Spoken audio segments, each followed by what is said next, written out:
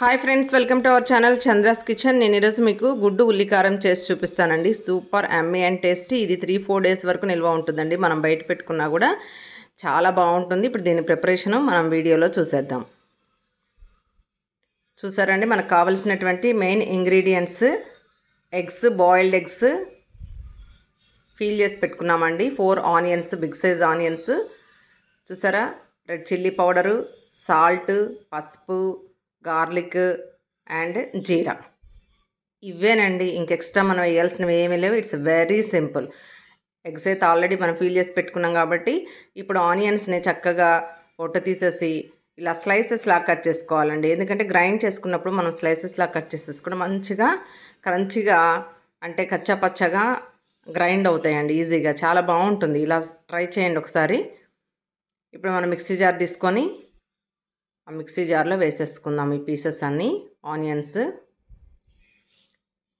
మీకు కొంచెం ఎక్కువ గ్రేవీ కావాలని ఇంకొక ఆనియన్ వేసుకుంటే సరిపోతుందండి.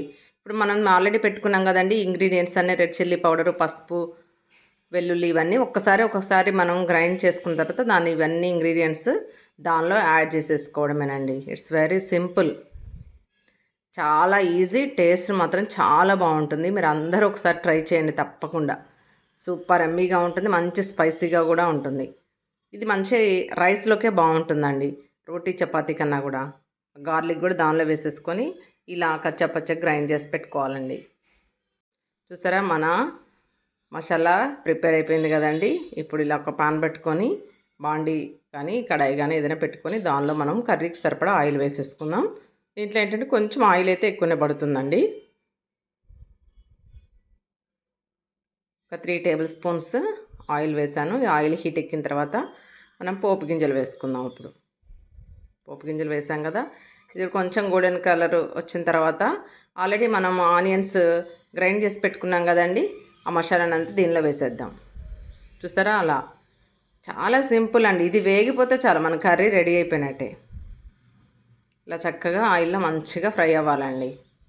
మీడియం టు లో ఫ్లేమ్లో పెట్టుకొని ఫ్రై చేసుకోవాలండి. మరీ హై ఫ్లేమ్లో పెట్టద్దు ఎప్పుడైనా కూడా. ఇది మొత్తం మిక్స్ చేసేసుకొని చక్కగా ఆయిల్లో. ఇంకా దీనిలో మనం వేసే ఎక్స్ట్రా ఇంగ్రీడియంట్స్ ఏమీ లేదండి.